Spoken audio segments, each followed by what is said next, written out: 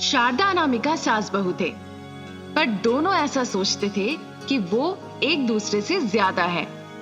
इसी तरह एक दिन अनामिका अपनी सासू माँ से बहुत गुस्से से बात करती है। दूसरी ओर शारदा किसी भी तरह से अनामिका से अपनी सेवा लेने की कोशिश में रहती है। कहती है कि उसके पैरों में दर्द हो रहा है। वो एक व्यक्ति को डॉक्टर की तरह कपड़े पहनने के लिए कहकर दिखावा करती है और कहती है कि उसे समस्या है। दरअसल वो झूठ बोलती है। फिर भी अनामिका अपनी सासू माँ की बहुत सेवा करती है, तेल लगाती है और उसके पैरों पर मालिश कर देती है। ये सब देख के शारदा मनी मन मुस्कुराती है। जब इस तरह चल ही रहा था, एक दिन शारदा की दूर की रिश्तेदार उससे मिलने आती है और आके शारदा से कहने लगती है, अरे शारदा, पहले तुम एकदम हिरन की तरह कैसे कूद फान करती थी। कभी नहीं सोचा था तुम इतनी बीमार हो जाओगी। क्या करोगी, सब किस्मत है, बर्दाश्त तो करना ही पड़ेगा। शारदा की हालत पे वो बहुत तरस खाती है। उसकी बातें सुन के शारदा तुरंत चलने लगती है। अरे सुधा, तुम यहाँ आई हो मेरी निंदा करने? तुम्हें क्या लगता है मैं उठ के चल नहीं सकती? देखो मैं कैसे चलती हूँ। ऐसा कहकर शारदा उठ के खड़ी हो जाती है और चलने लगती है। देखकर सुधा हैरान रह जाती है। अरे शारदा, ये सच है या सपना? तुम नाटक कर रही हो क्या? जब सुधा आश्चर्य होकर पूछती है, तब शारदा पूरी बात खुल के बताती है। मैंने अपने बहू से काम कराने का फैसला किया है, इसीलिए ऐसा दिखावा कर रही हूँ कि मुझे बीमारी है। अब बताओ कैसी रही मेरी तरकीब? मान गए, मैं भी अपनी बहू से काम करवाऊंगी। यही नाटक मैं भी करूंगी। आपने मुझे बड़ी अच्छी तरकीब दी है।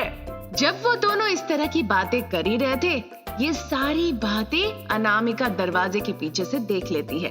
फिर वो मनी मन सोचती है, सासू माँ, आप बहुत होशियार निकली, मैं समझ गई।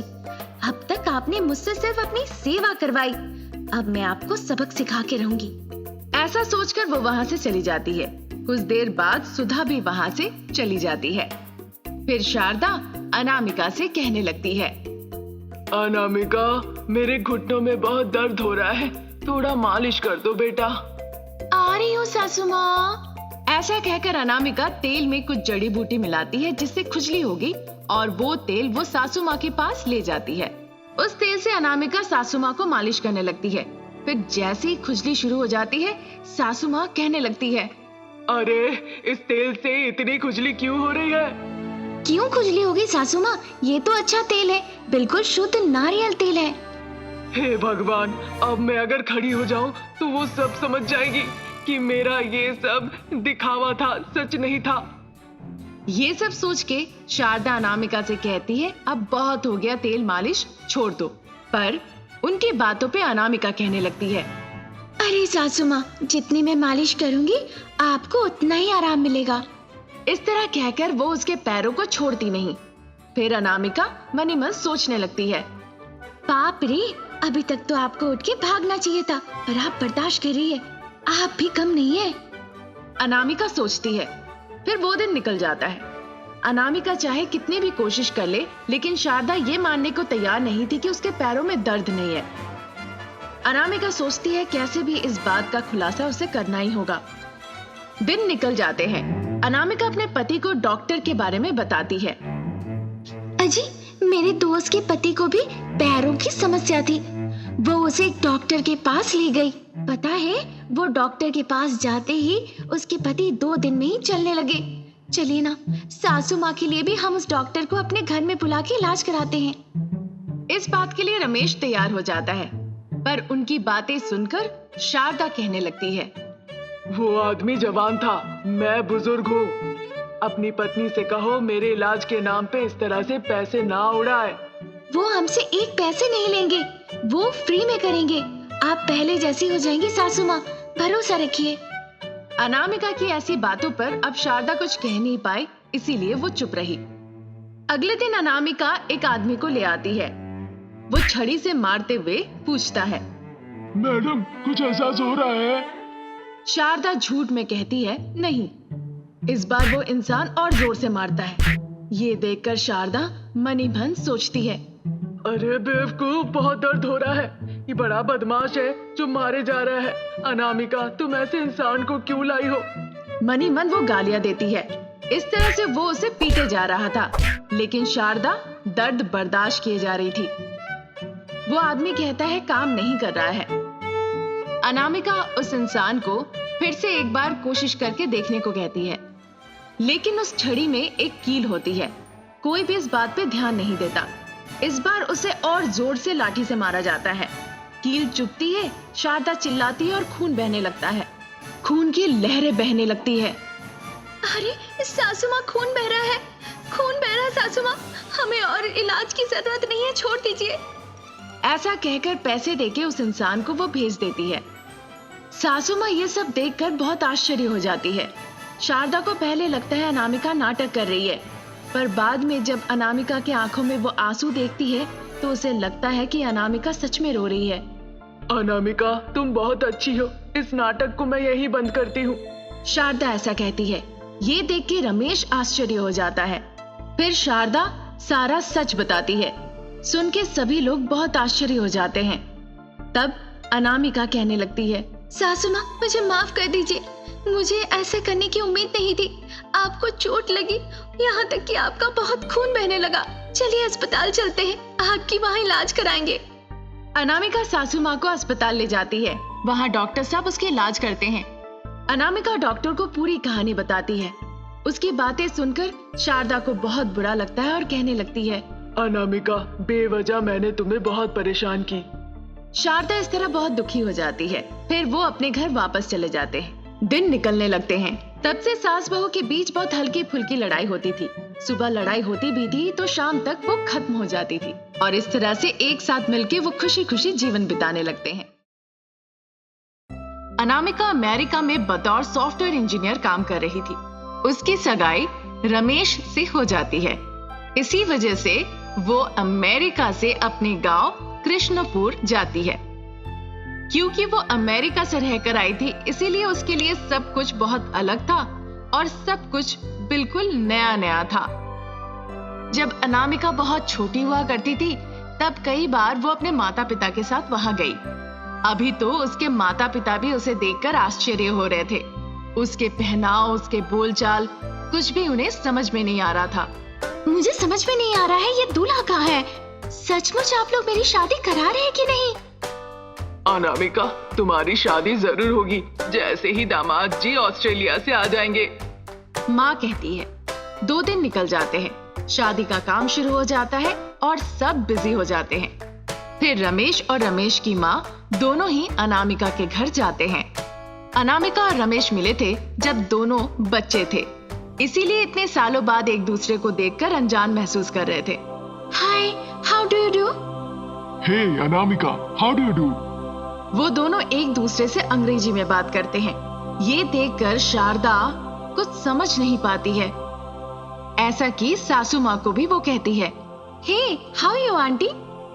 अनामिका जब इस तरह से पूछती है, शारदा भी जवाब में कहती है, फैन फैन। सासू माँ का जवाब सुन के मुस्कुराते हुए अनामिका कहती है, सॉरी सासू माँ, कैसी हैं आप? अच्छी हूँ बेटा, जवाब देती है शारदा। फिर उनके बीच काफी देर तक बातचीत चलती है। थोड़ी देर बाद शारदा और रमेश वहां से चले जाते हैं। कुछ दिन निकल जाते हैं। फिर अनामिका और रमेश की शादी हो जाती है। ससुराल में कदम रखते ही अनामिका को सब कुछ बहुत अजीब लगने लगता है, क्योंकि वहां के लोग और काम सब कुछ बहुत अजीब थे। सास एक बड़े बर्तन में मट्ठा बना रही थी। ये देखकर अनामिका कहती है, क्या बना रही है सासू माँ? मुझे कुछ समझ नहीं आ रहा है। मक्खन और छाछ को अलग करने के लिए दही फेंट रही हूँ। नाइस सासू माँ, नाइस, अनामिका कहती है। फिर शारदा कपड़े धोने लगती है। वॉशिंग मशीन में धोने से आसान होगा ना? उसके बातों के अनुसार सासू माँ जाके वॉशिंग मशीन ले आती है। ये देख के अनामिका कहती है, बहुत बढ़िया, अब आपका काम आसान हो जाएगा। ऐसा कहकर अनामिका अंदर चली जाती है। शारदा को कुछ समझ नहीं आता, क्योंकि जब से वो आई थी सारा घर का कामकाज शारदा ही कर रही थी। सास को इस तरह काम करते देख पड़ोसी हंसते हैं और अनामिका के बारे में बातें करने लगते हैं। क्योंकि मेरी बहू अमेरिका से आई है, इसीलिए यहाँ का रहन सहन उसे नहीं पता। ये देखकर तुम लोग क्यों हंस रहे हो, ये समझ नहीं आ रहा। वो उन्हें समझाने की कोशिश करने लगती है। इधर अनामिका ऑनलाइन से ही फ्रिज, टीवी, वैक्यूम क्लीनर सब कुछ बुक कर लेती है। जब डिलीवरी के लिए डिलीवरी बॉय आता है तो पड़ोसी बड़े अजीब तरीके से देखने लगते हैं। मेरी बहू अमेरिका से आई है, इसीलिए ये सारी चीजें मंगवाई है। मुझे वॉशिंग मशीन खरीदते देख उसने सारा चीज खरीद लिया ताकि काम आसान हो जाए। गर्व महसूस करते हुए सासू माँ कहती है, पर सामान देख के आस पड़ोस के लोग अजीब अजीब बातें करते हैं। ऐसे ही दिन निकलते हैं। अनामिका वहीं से बैठ के अपना काम कर रही थी, लेकिन समय आ गया जब उसे वापस आने की जरूरत पड़ गई। इस विषय में उसने रमेश से बात की। मुझे भी जाना पड़ेगा, लेकिन क्योंकि हम एक ही कंपनी के लिए काम करते हैं, अगर हम हैदराबाद शिफ्ट हो जाते हैं तो कैसा रहेगा? नहीं नहीं, मैं तो अमेरिका में ही रहूंगी। तुम्हें अगर मेरे साथ आना है तो आ जाओ। पर वो कहता है कि अब वो वापस नहीं जाएगा। इस बात को लेके दोनों के बीच लड़ाई शुरू हो जाती है। लंबे समय तक मैं अपने माता पिता को छोड़ के रहा हूँ, अब चाहता हूँ उनके साथ खुशी खुशी यहाँ रहना। अनामिका को ये बात अच्छी नहीं लगती है, इसीलिए लड़ाई भी खींचती रही। कुछ दिन ऐसे ही निकल जाते हैं। फिर किसी को बिना बताए अनामिका वहाँ से अमेरिका चली जाती है। जब शारदा और रमेश को इस बारे में पता चलता है तो बहुत बुरा लगता है। वो अनामिका के माता पिता से इस विषय में बात करते हैं। वो भी दुखी हो जाते हैं। वो अनामिका से कांटेक्ट करने की बहुत कोशिश करते हैं, पर हो नहीं पाता। आस पड़ोस के लोग अनामिका के परिवार और शारदा के परिवार के बारे में बातें करने लगते हैं। मुझे तो पहले ही लगा था, जिस तरह के उसके रहन सहन थे, कपड़े थे, वो गांव में कैसे रह सकती है भला। इस तरह की बातें सुन के परिवार वाले बहुत दुखी होते थे। उधर अमेरिका में परिस्थिति कुछ ऐसी होती है। हाय रे, मैंने अपना फोन ही गुम कर दिया। अब मैं अपने परिवार से कैसे संपर्क करूंगी? उन्हें बिना बताए आके मैंने बहुत बड़ी गलती की है। वो मेरे बारे में सोच रहे होंगे। बिना किसी अपेक्षा, बुरे इरादों के मेरे सासू माँ, माता पिता, पड़ोसी मुझसे कितने प्यार से बातें किया करते थे। ये सारी चीजें सोच के उन्हें कितना बुरा लगेगा। मेरे पति ने कितनी बार कही थी कि चलो हैदराबाद शिफ्ट हो जाते हैं, मैं अपने माता पिता और तुम अपनी सासू माँ के साथ रह सकती हो। इस तरह उदास होती है और रोने लगती है। जब वो वहाँ नहीं रह पाए तब वो अमेरिका से इंडिया वापस आने की यात्रा शुरू कर देती है।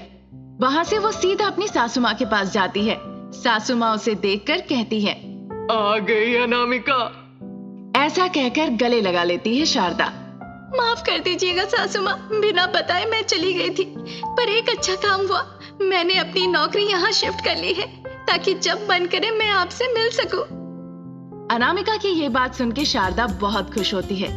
रमेश भी बहुत खुश होता है। अनामिका की वापसी की खबर जैसे ही उसके माता पिता को मिलती है, वो भी मिलने आते हैं। अनामिका को देखकर वो बहुत खुश होते हैं। तब से अनामिका अपनी सासू माँ के साथ गांव में ही खुशी खुशी रहने लगती है।